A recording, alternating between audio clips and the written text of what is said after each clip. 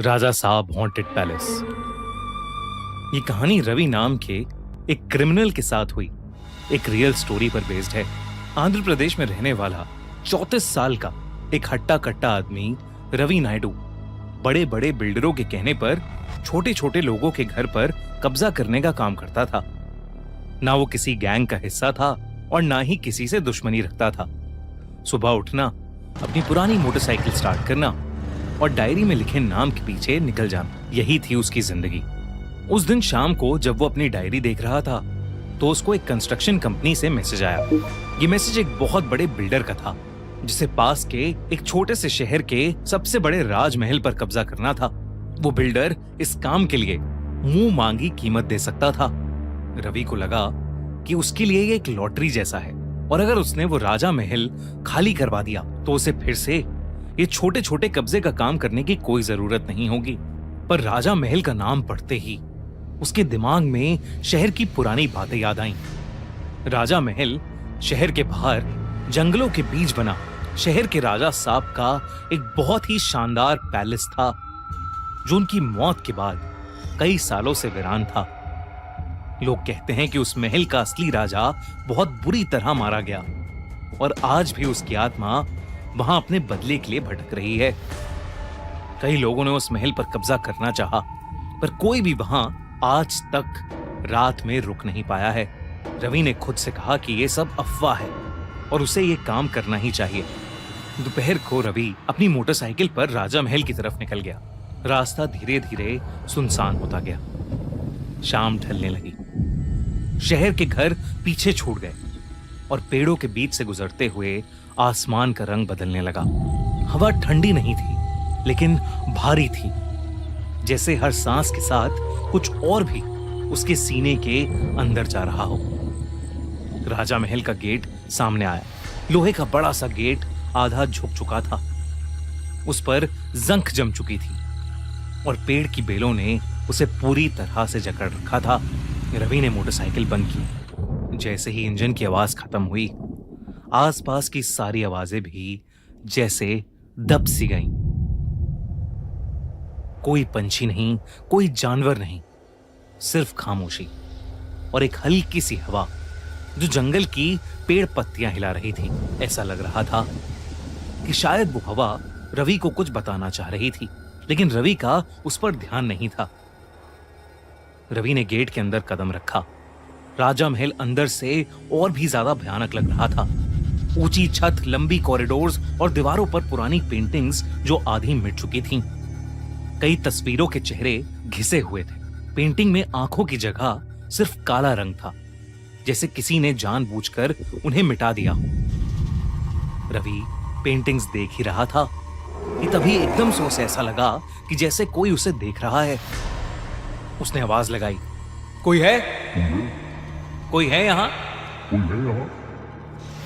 उसकी आवाज कॉरिडोर में घूमकर वापस आई, लेकिन वो आवाज बिल्कुल वैसी नहीं थी जैसे उसने बोली थी।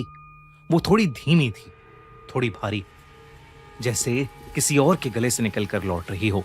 रवि ने इस पर ज्यादा ध्यान नहीं दिया और चुपचाप राजा साहब के कमरे में चला गया। वहां जाते ही उसे अजीब से चक्कर आने लगे तो वो कुछ देर राजा के पुराने से बेड पर जाकर लेट गया। उसकी आंख कब लगी उसे पता ही नहीं चला, लेकिन फिर कुछ ही पलों में एक आवाज ने उसे उठा दिया। किसी के चिल्लाने की आवाज। वो आवाज जमीन के नीचे से आती हुई लग रही थी। शब्द साफ नहीं थे, लेकिन उनमें एक भूख थी, एक गुस्सा था और कुछ ऐसा था जो बहुत पुराना था। रवि के सीने में एक अजीब सी घबराहट भरने लगी। वो धीरे धीरे आगे बढ़ा और एक कमरे के सामने आकर रुक गया। दरवाजा आधा खुला था। अंदर खून में लिपटी जंजीरें पड़ी थीं और उन्हीं के पास एक दिया जल रहा था। दिए की लौ बिल्कुल सीधी थी, जबकि कमरे में हवा का कोई झोंका नहीं था। रवि ने जैसे ही कमरे के अंदर कदम रखा, वो दिया बुझ गया।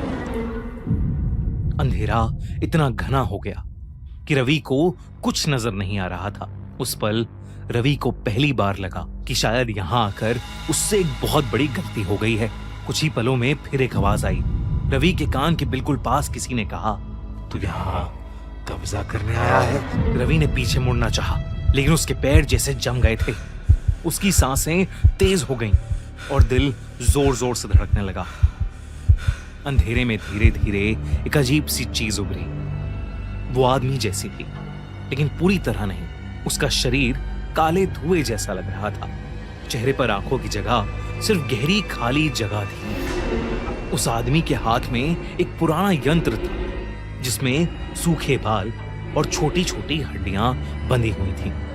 फिर उस आदमी की परछाई से एक हंसी की आवाज आई, बहुत धीमी सी हंसी। धीरे धीरे वो धुआं उस आदमी की परछाई एक भयानक तांत्रिक में बदल गई। उस तांत्रिक ने कहा कि वो भी कभी कर्ज में था। उसने बताया कि इस महल के राजा ने उससे उसका हिसाब देने को कहा था। राजा ने उसे काले तंत्र, बलि और खून के कामों के लिए राज्य से निकाल दिया था। और फिर अचानक से वो कमरा बदलने लगा। रवि ने देखा कि राजा महल अपने पुराने रूप में आ गया था। दीवारों पर रोशनी थी, सामने एक राजा खड़ा था, लेकिन जंजीरों में जकड़ा हुआ। वो शांत था, लेकिन उसकी आंखों में सख्ती थी। उसके सामने वही तांत्रिक खड़ा था, जिसका चेहरा गुस्से और नफरत से भरा हुआ था। तांत्रिक ने अपनी काली शक्तियों का इस्तेमाल किया। मंत्रों की आवाज गूंजी। राजा को चारों ओर से काले सायों ने घेर लिया और राजा साहब को मार दिया गया। खून जमीन पर गिरा, बलि पूरी हुई। ये सब देखकर रवि का गला चीख से भर गया। तांत्रिक की फिर आवाज आई और उसने कहा, अब रवि की बारी है। तभी रवि की सांसें भारी होने लगीं और उसके सीने में एक अजीब सा दर्द होने लगा। अचानक रवि जमीन से नीचे उठ गया, जैसे वो हवा में तैर रहा हो। उसकी आंखें सफेद पड़ने लगीं और उसे ऐसा लगा कि जैसे कोई उसकी आत्मा उसके शरीर से बाहर खींच रहा है। और तभी एक और आवाज आई। वो आवाज भारी थी, लेकिन शांत थी। राजा साहब की आत्मा रवि के सामने थी। उसका चेहरा खूनी नहीं था, उसमें सिर्फ दुख और कर्तव्य था। राजा ने कहा कि इस घर में और खून नहीं होगा।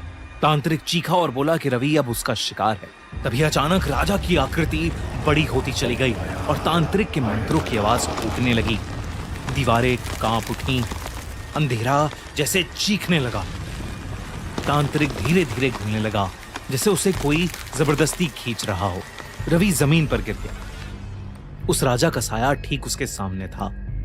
वो साया अब बहुत ज्यादा डरावना लग रहा था। चेहरे पर जैसे हजारों चोटें थीं और आंखें जो अंधेरे जैसी काली पड़ी थीं, खाल जैसे पूरी गल चुकी हो, इतनी कि राजा साहब के शरीर की हड्डियां दिख रही थीं।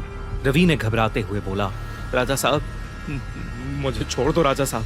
तभी अचानक से उस राजा का साया गुस्से में रवि पर चिल्लाया और उसे वो राजा महल हमेशा हमेशा के लिए छोड़ने के लिए कहा। रवि इतना घबरा गया कि वो बेहोश ही पड़ गया। जब उसकी आंख खुली, सुबह हो चुकी थी। राजा महल वैसा ही था जैसा सालों से था, टूटा हुआ, खंडर, खामोश, जैसे रात में कुछ भी नहीं हुआ हो। रवि बिना पीछे देखे वहां से बाहर भागा। उसने बिल्डर को ये काम करने से सख्त मना कर दिया। तब से वो राजा महल आज भी खाली है। शहर के लोग आज भी कहते हैं कि वो राजा साहब का महल रात में जिंदा हो जाता है। आपको क्या लगता है? हमें जरूर बताइए।